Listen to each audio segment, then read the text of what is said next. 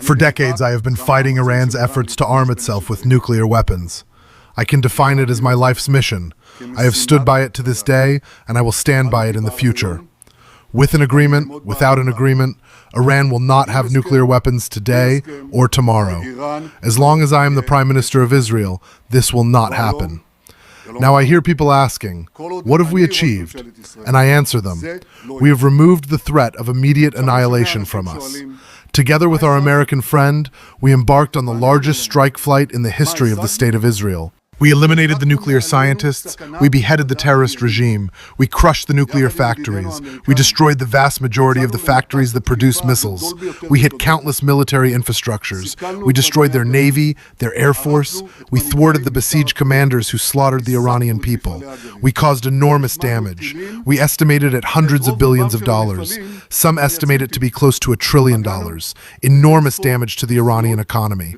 That took them decades to build, but the most important thing is that we saved the State of Israel from the threat of nuclear annihilation. You have to understand, Iran raced to go nuclear. Right before the Rising Lion, it raced to go nuclear, and raced to bury its missile industry and its nuclear weapons deep underground.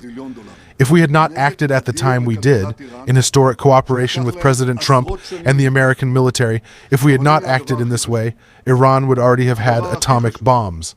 This means that millions of Israeli citizens, all of you, were in danger of death. We have postponed this danger of the elimination of the population of Israel for years to come. This is what we have achieved. We have saved the State of Israel from destruction, but the struggle is not over and complete. We will have to continue to stand guard, to be strong and determined, to defend ourselves as much as necessary. This is true not only for Iran, but for Iran's terrorist arms, which we have repeatedly struck in an unprecedented manner. We did this in Gaza, Lebanon, Syria, and Yemen. We did this in the refugee camps in Judea and Samaria. We did it everywhere. We eliminated Daf, Haniyeh, and Sinwar, along with many of the Hamas people, actually almost everyone. I think there is one more left from the terrible massacre. I think he will be eliminated too. We destroyed thousands of terrorists and countless terrorist infrastructures. We returned all our hostages from Gaza to the last one. No one believed we would achieve this. They told me, Prime Minister, we must give up. Don't enter Rafah, end the war. We will bring the hostages. We will frame our exit from Gaza as a victory. I was not ready to accept that. Trump and I have known each other for many years.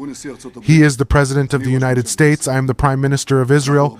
We often see eye to eye, and there are also cases where we see less eye to eye. I am responsible for Israel's security interests. I stand up for them. And I want to tell you how we stand up for them.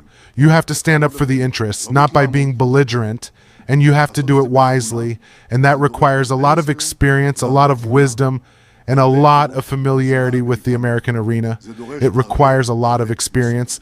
I think I do it in the best way possible, and when necessary, I stand firm for our security interests.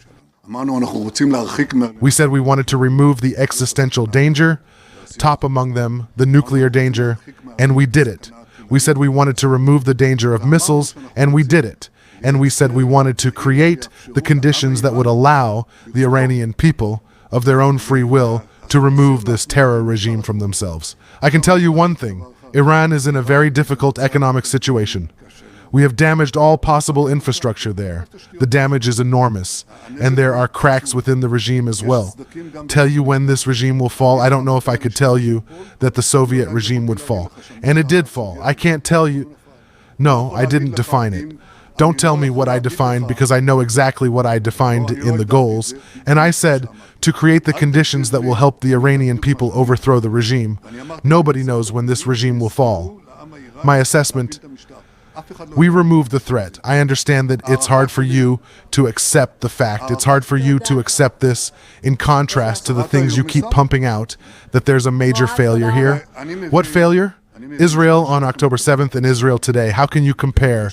Israel before was a rising lion when this regime was racing to get nuclear weapons and was going to produce thousands of ballistic missiles. And today, when this thing has been removed, both of these things have been achieved. And the main thing I can tell you is that there is an organized and systematic effort to minimize these achievements and show that Israel is coming out weak. Israel is coming out strong, that it has leadership that knows how to stand up for what needs to be stood for in a smart, firm, and wise way.